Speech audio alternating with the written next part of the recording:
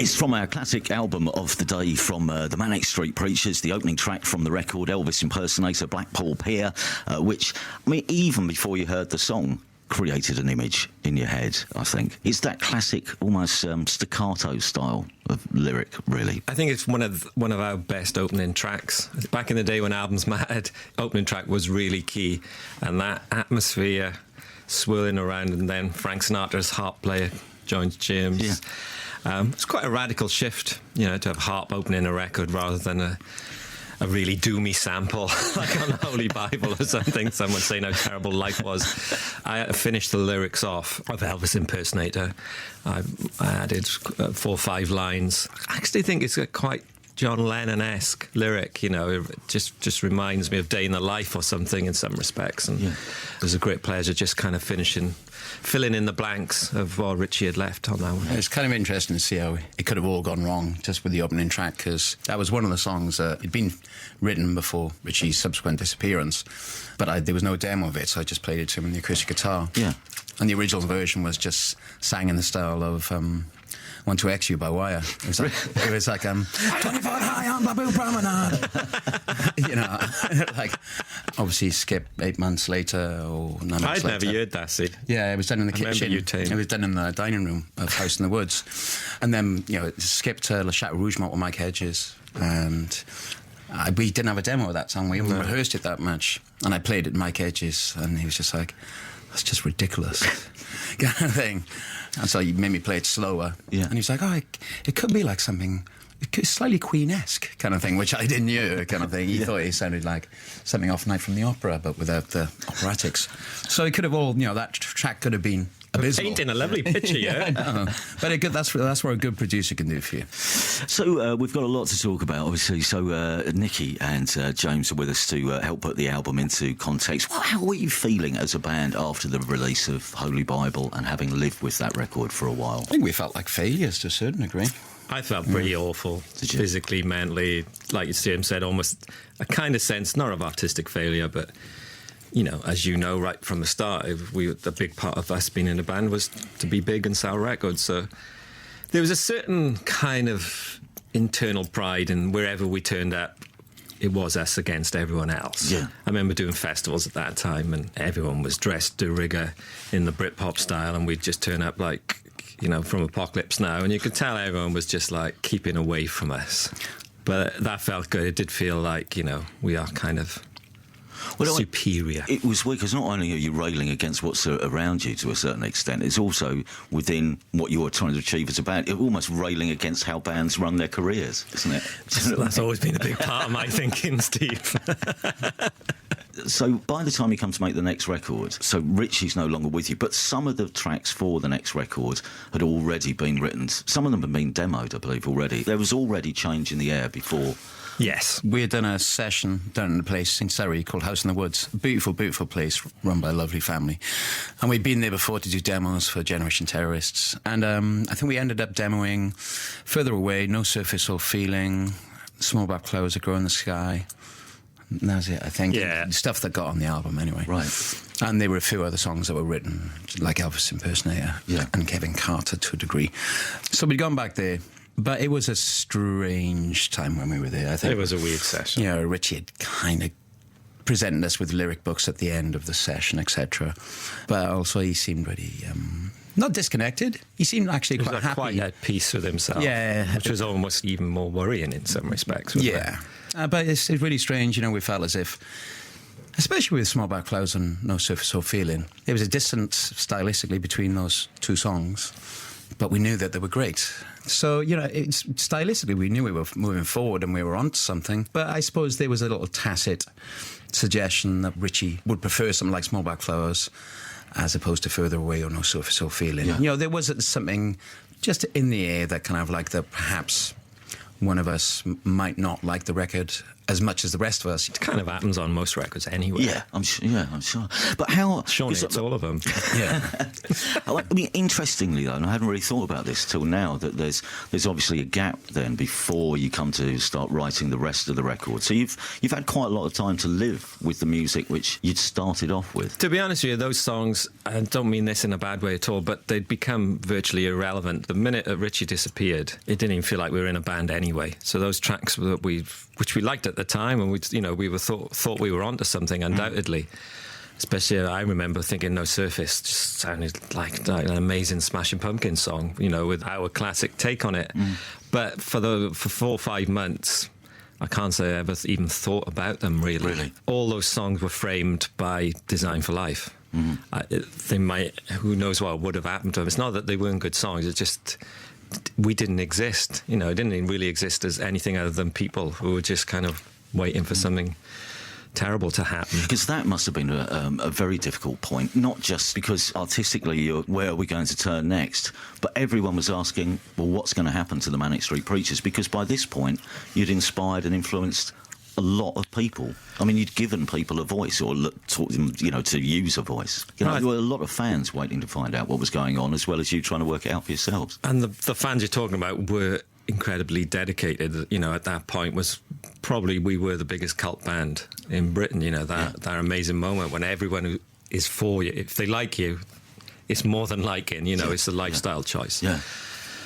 I'm glad it was pre-digital, because at least there was no way of getting trapped informing people. Bar calling up the enemy news desk. There wasn't anything. So I'm glad that there was that space. Really. Yeah. That there was no pressure on to do. And, I think without Design for Life, I'm not quite sure we would have. We might have just collapsed under the whole pressure, really. And you had, 2 different sets of lyrics for Design for Life, or 2 bits of songs which you'd then give to James? Yeah, I was living in Askew Road, Shepherd's Bush, Terry Hall's house, and, I was there. I was drifting round. I was kind of like, I was the immature member of the group at that point. I was still drinking and just kind of like partying a tiny bit. Is this, because I read this in an article the other day, is this what Nicky describes as the party year? Yeah.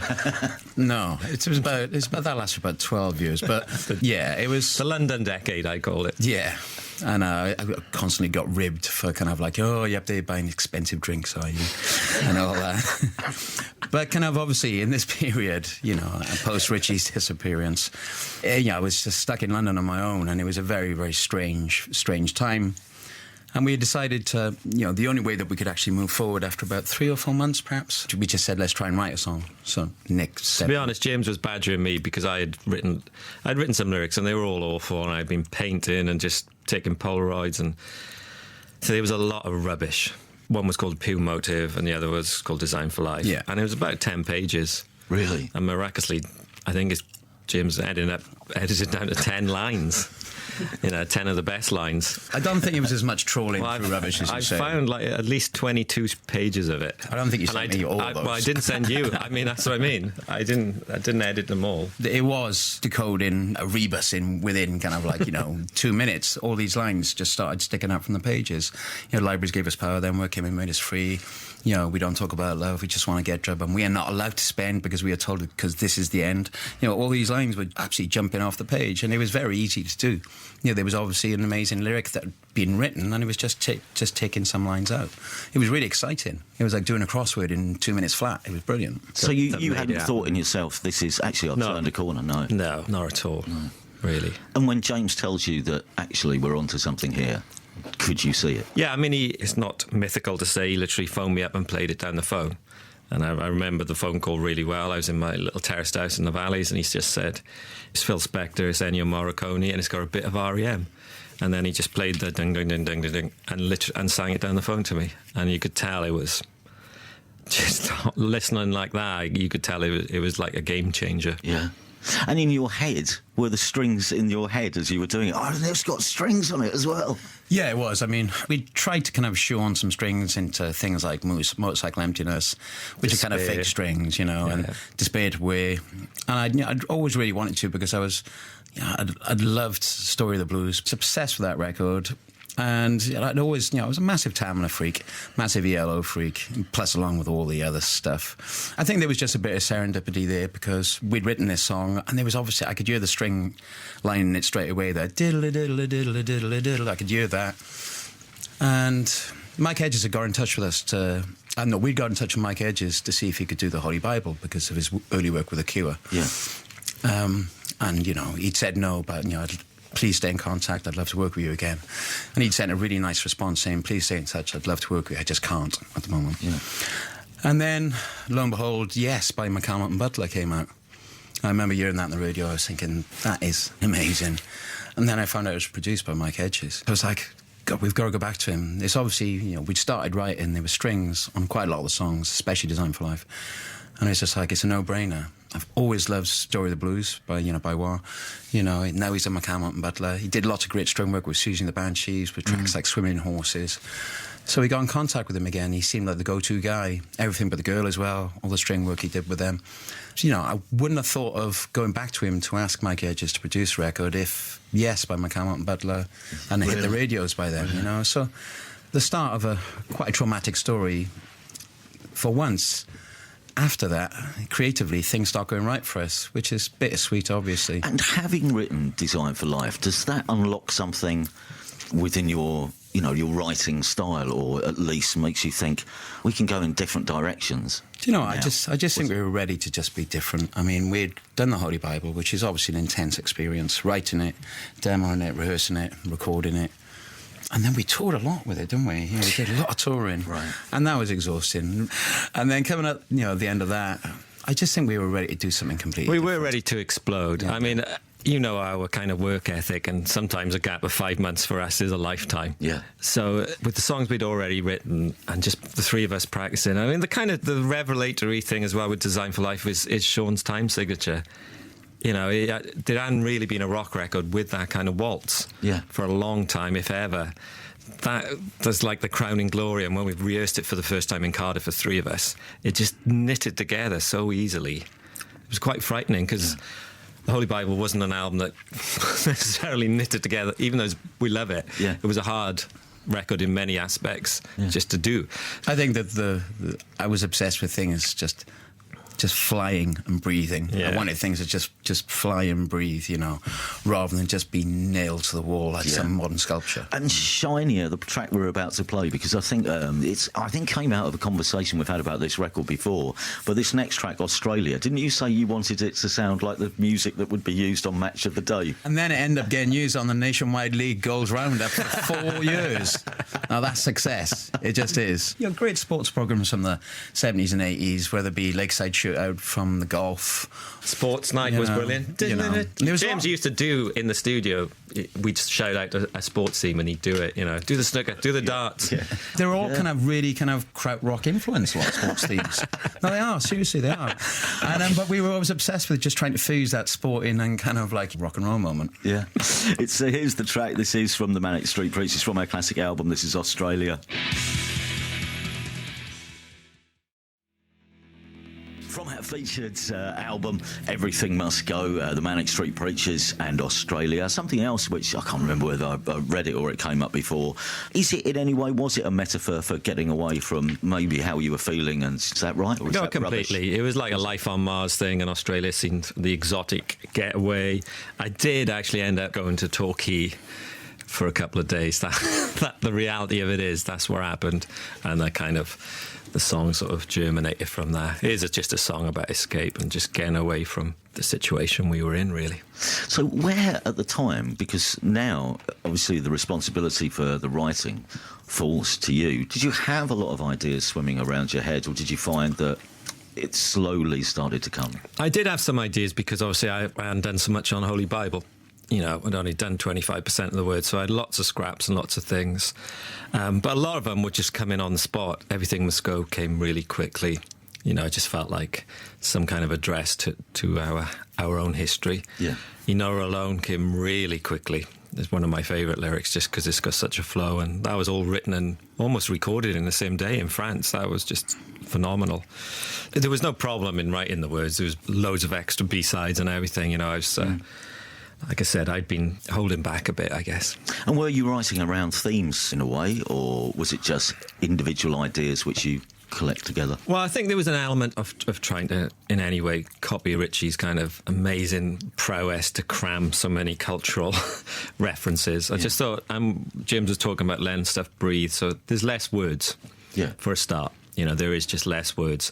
And I was more comfortable with that, and a bit of a sense of rediscovering social history.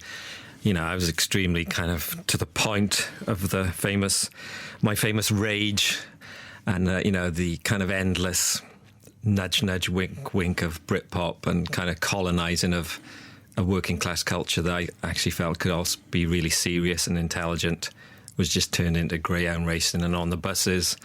So Design for Life was a kind of direct response to saying, well, where I came from, we actually did a lot of really good, positive things. So social history was filtering in. I think as well, James, you said this at one point, that it was just everything was slightly more, it felt more concise and less ambiguous in a way, as you gain in confidence and you grow older, you can make a point, which sometimes you're scared of making when you're younger. Kind of really, for me, you know, if you look at the way, you know, Nick and Richey wrote lyrics together, you know, from Motown Junk onwards, up until the end of the second album, Goal Against the Soul. You can definitely tell it's a very stylized way of writing, I think. But then suddenly, obviously, you have the Holy Bible, which, you know, Richey kind of took the reins for that, took control of the reins for that. And then we get Everything Must Go. And, you know, the thing is startling about it is that, you know, emotionally, it's probably an embarrassing thing to say, but emotionally, the lyrics are so open. You know, up until then, it'd been quite confrontational. We haven't been afraid to investigate the darkness, etc., or we just hadn't been afraid to write a lyric like NatWest Barclays Midlands Lloyds. Yeah. But if you look at lyrics on Everything Must Go, stuff like Further Away, No Surface or Feeling, Everything Must Go, you know, they really are emotionally open. It's unbelievably so. Yeah. For us to actually have made that move, for Nick to make that move, you know, writing lyrically wise, we'd had a lot of experience up until then, and it was just so it seemed so easy for us to be more human, I suppose. That was the definitive factor for me. You know, suddenly we were a very human band. Where did you write? Did you write at home? Yeah, most of there was a bit done in France. Is there a room at home? There was my bedroom in this little terraced house in Wattsville in South Wales. You know, I wrote tons and tons there. I love imagining where people have sat and written their records. Like Jarvis Cocker wrote most of Different Class in the kitchen of his mum's house, I think, with like some of it all written because he was very late with all the words. So he wrote 3 songs in a night, sitting there with a bottle of whiskey or something. I think. Sounds like a good idea for a BBC4 programme, Steve. Do you know what? Writing spaces. I haven't thought about that. Nicky, sign here, and we'll get it done. So you'd sit in your bedroom. Yeah, I'm right. Yeah, I've just done a lot of reading, a lot of watching, a lot of listening, and. Like when we went to France, a couple came out, like You Know We're Alone, I'm pretty sure came out there. And but as a rule, I've always written at home. Write more travelling ones now, but still, the bulk of my lyrics are always done in a space. And I think I went to see Dylan Thomas's Writing Shed when I was really young, and in Larne. It just always made me think there's something really cool about that. Yeah, and then the lyrics go to you sometimes with accompanying pictures, even with this album.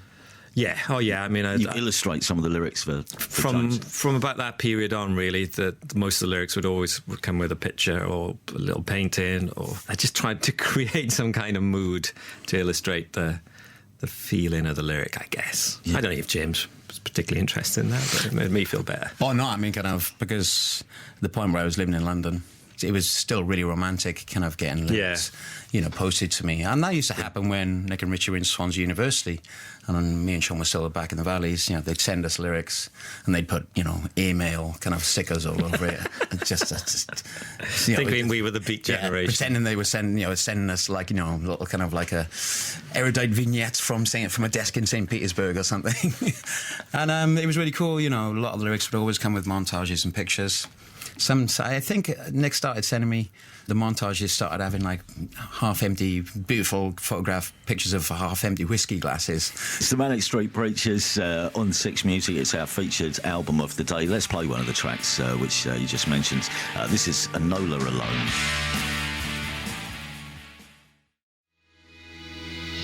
It's the Manic Street Preachers on Six Music. Welcome if you are just joining us. We do have the, what do we call you? The two least lazy members of the Manic Street Preachers here. James and Nicky are here. Sean's done his one interview for this campaign. That's it, is it? Sitting this one out. He's done his rhythm magazine. He'll probably do a car magazine or something as well if we push him. To be honest, Sean is, I was watching him and, 25 songs, and he's just so metronomic and powerful. He's so blazingly fit now, and he he just cares about the drums now. He's just really focused. It's all about the work, like those old 60-year-old novelists say. Also, like one of those actors. It's all about the process for me.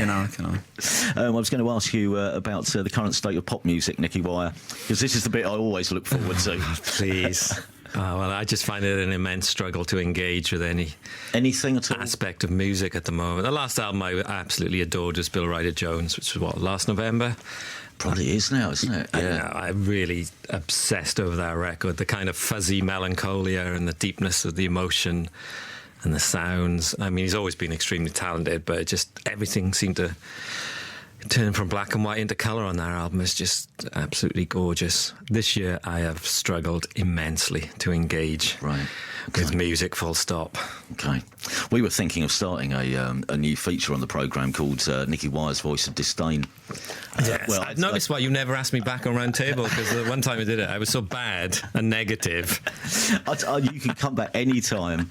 I was saying to somebody the other day that we are struggling, I think, for great lyricists. And we're at a point in pop music where people are writing. Is it a middle class problem? Have the middle class managed to screw up rock music by writing songs about how difficult it is getting planning permission for a double garage in Watford?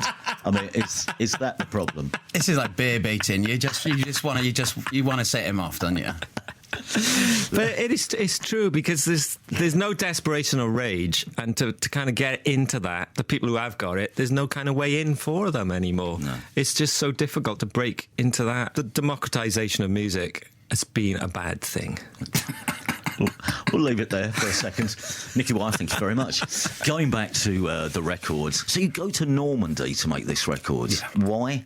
Just is it a nice studio? Well, who's picked it? Yeah, to go to Normandy in France was... Were you running away? No, it was a no-brainer, because we wanted to work with Mike Hedges, as talked about before. Yeah. And that's where he lived, and that's where the studio was. I see. Right, now it makes he lived sense. in this big chateau. I mean, it was just unbelievable. You go down this small hill, you're in this small town called Domfront, which was kind of the regional capital.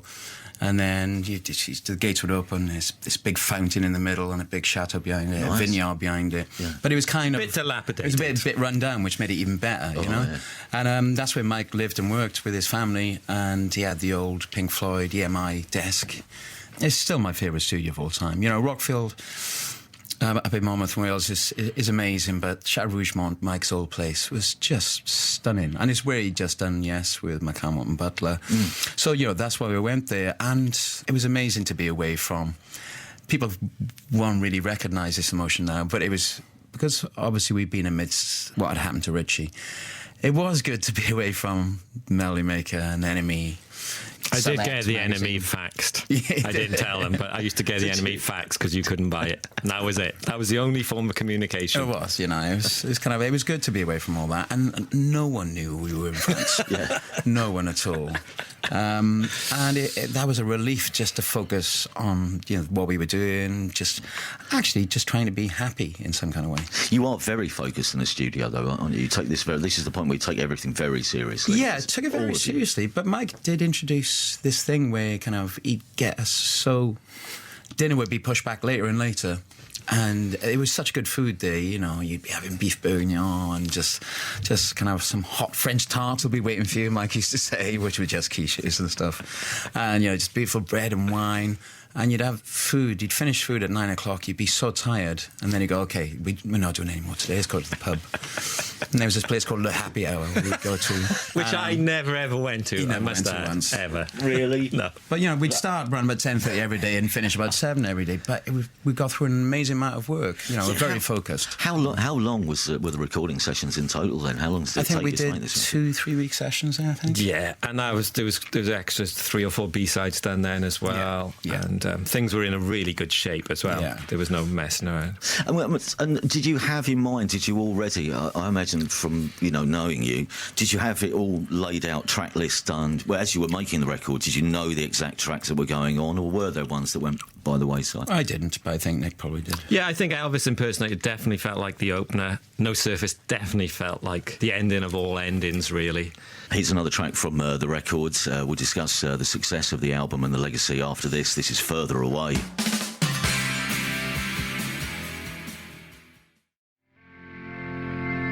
From our Six Music Classic album of the day, Further Away by the Manic Street Preachers. I mean, if anything, this was, in a way, no pun intended, but this is sort of almost the furthest you'd come from where the Manics had started, really, in a way. I think so, yeah. I mean, I don't think we can pretend that the fact that the record was so recorded in such a natural, organic manner probably had something to do with Oasis coming around a tiny bit. Definitely.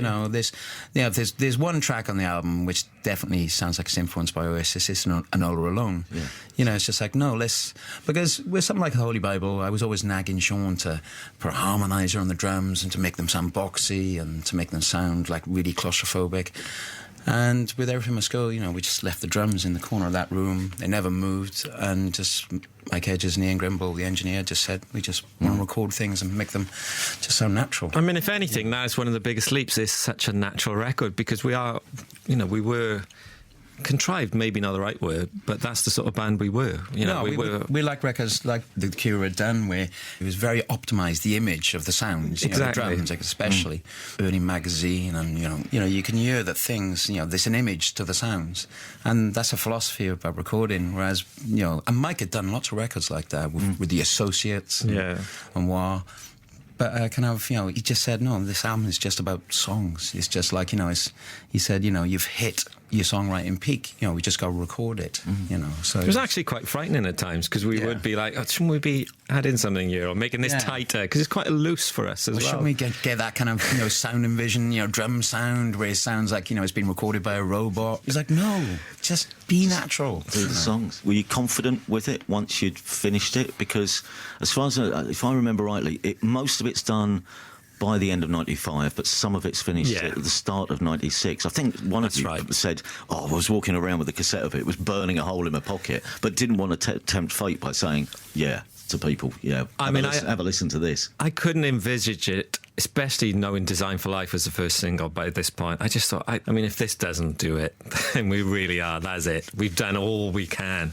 Because the pervading climate of the times, and the kind of domination, just guitar bands everywhere, and a certain kind of... Because the landscape is perfectly set for you now. It really is, and we can't deny we picked up a lot of stragglers from the kind of post-Oasis success, and we had no problem with that whatsoever, and it just felt like this is now... I remember, conversely, when we were doing the Holy Bible and Girls and Boys came out by Blur, and we were recording Archives of Pain, I just thought, it might not be our time.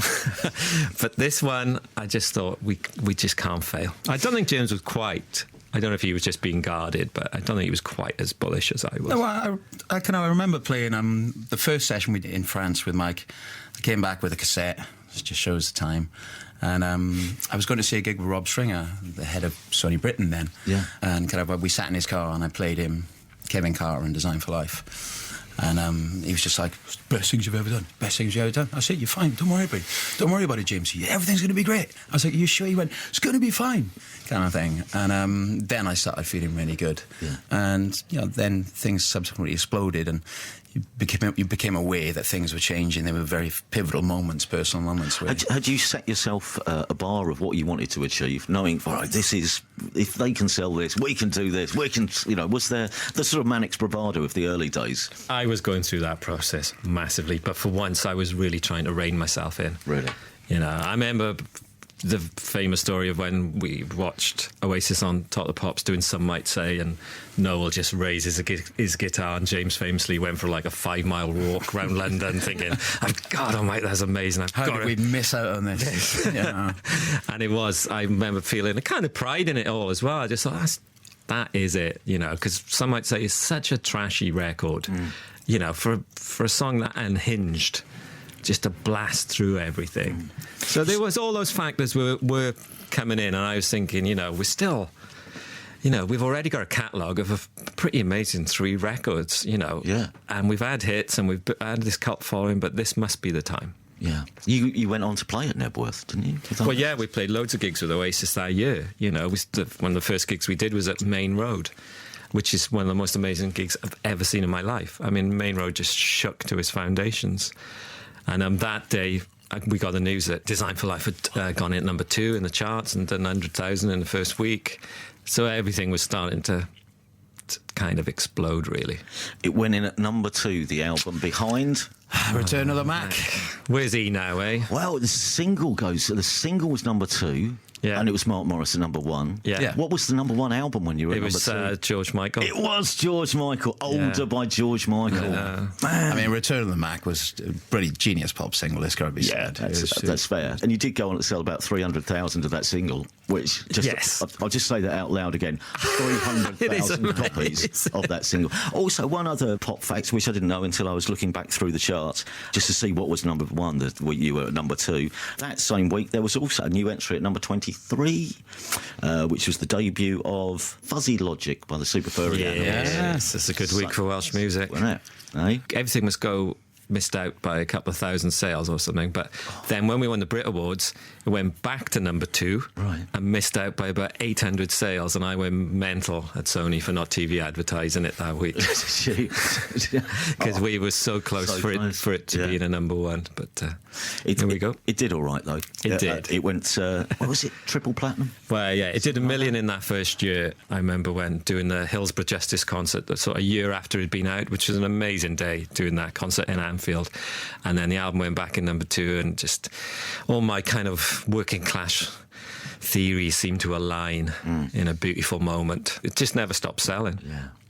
And all the time, all that year, up and down the country, they were singing the song with the opening line inspired by the words from which library? Pill Library in Newport, where my wife was working. We'll finish with the track we've spoken a lot about in the past hour. Thank you for coming in, chaps. Cheers, sir. It's the Manic Street Preachers on 6 Music, and this is Design for Life.